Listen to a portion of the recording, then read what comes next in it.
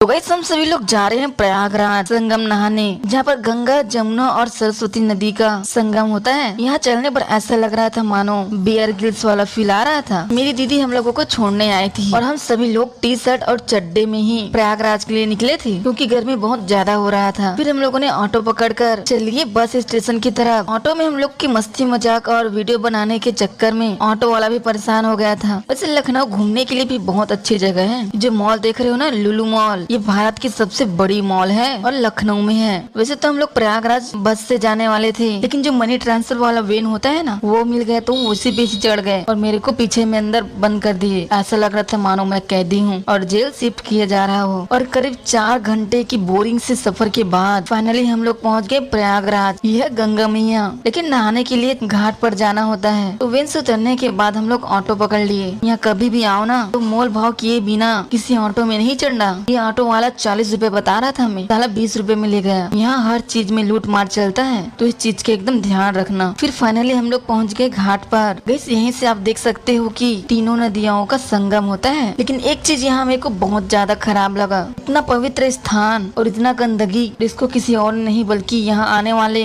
अपने पाप धोने वाले और अस्थियां ठंडे करने वाले लोगों ने ही किया है। मैं तो अपने लाइफ में पहली बार यहाँ आ रहा हूँ, सोचा नहीं था कि ऐसा कुछ देखने को मिलेगा यहाँ। लेकिन वो सब छोड़ो, आप नजारा देखो। नजारा इस साइड पर पूरा बोट ही बोट था और बोट का किराया एक आदमी का 100 रुपए बता रहे थे। बोट पर बैठाकर आपको नदी के बीच में ले जाते, वहाँ अपने आंखों से देखने को मिलता है तीनों नदियों का संगम। हम लोग 4 घंटे की सफर करके आए थे, तो थोड़ा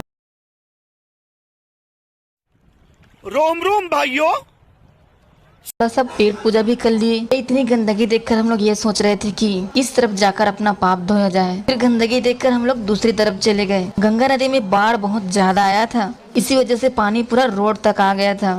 लेकिन ये भाई साहब तो फोन पर ही बिजी थे। गाइस यही वो जगह है जहाँ पर कुंभ का मेला लगता है, जिसमें लाखों लोग एक दूसरे से बिछड़ जाते हैं। यहाँ पर नहाते हुए कुछ टकलियां भी देखने को मिल गया, क्योंकि अपने किसी रिश्तेदार या जो भी है उनका अस्थियां ठंडा कर रहे थे। गंगा मैया में जब बाढ़ आई तो पूरा तहस नहस करके रख दिया। वैसे जमुना नदी है, यहाँ से जमुना नदी आती है और यहाँ से गंगा नदी आती है और सरस्वती नदी जमीन के अंदर से आती है। मतलब कि वो अदृश्य, वो किसी को दिखाई नहीं देती। ऐसा कहा जाता है कि सरस्वती नदी को श्राप दिया गया था, जिसके कारण वो अदृश्य हो गई है। और नदी के जस्ट बगल में ही एक शिवलिंग भी था, जिसके दर्शन करने के बाद हम लोग स्नान करने चले गए। वैसे नदी का पानी तो बहुत ठंडा था। जल्दी जल्दी नहाने के बाद मैं डिब्बे में गंगा जल भर लिया, जिसके लिए मेरी मम्मी ने मुझे खास भेजा था। यहाँ उन्हें वापस घर में जाता तो घर में घुसने नहीं देती। मैंने तो अपनी लाइफ में पहली बार रियल में किला देखा, भाई साहब मजा ही आ गया। इस किले के अंदर तो हम लोग नहीं जा पाए, इतने ऊंची ऊंची इसकी दीवार, क्योंकि ये किला आर्मी वालों के अंडर में था। फिर आगे चलकर ये भैया मिले,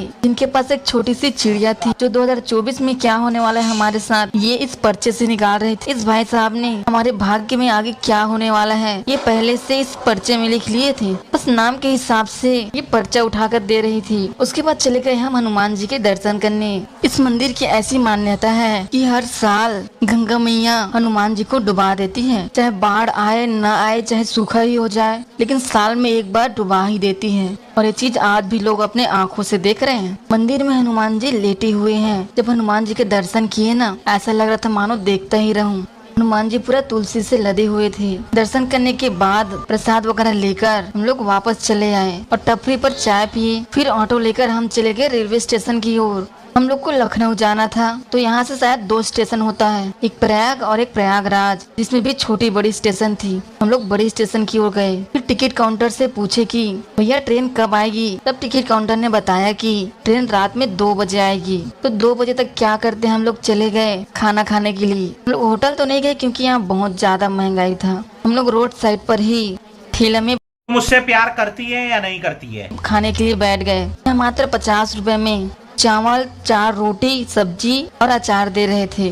तो हम सभी लोगों ने बढ़िया खाना खाया। उसके बाद मस्ती मजाक करते हुए वापस स्टेशन की ओर चले गए, क्योंकि ट्रेन रात में 2 बजे आने वाली थी। तो क्या करते, पूरे स्टेशन को ही घूम लिए। तभी हम सभी लोगों ने देखा कि रेलवे ट्रैक पर कुछ लोचा हो रहा है। उसके बाद फाइनली 2:10 पर ट्रेन भी आ गई और अपने घर के लिए हम लोग निकल पड़े। ट्रेन में घुसते ही 20 के 3 समोसे दे रहे थे। यार भूख भी लग रहा था, तो सभी लोगों ने ले लिए। बस सभी लोग खा पी कर बढ़िया सो गए, मुझे छोड़कर।